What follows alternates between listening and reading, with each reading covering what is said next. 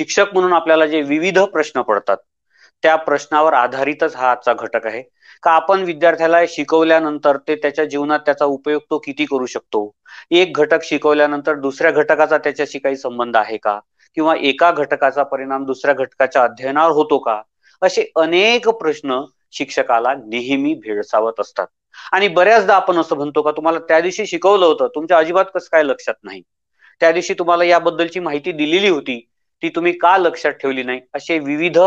प्रसंग शिक्षकी पेशामध्ये प्रत्येक शिक्षकासमोर येत असतात.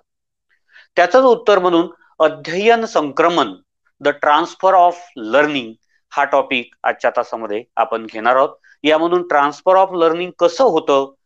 ती संकल्पना नेमकी काय आहेत, त्याच्यासाठी पोषक असलेले घटक कोणते आहेत, त्याचे प्रकार कोणते आहेत आणि कोणकोणत्या उपपत्तीवर आधारित ट्रान्सफर ऑफ लर्निंग आहे याबद्दलची माहिती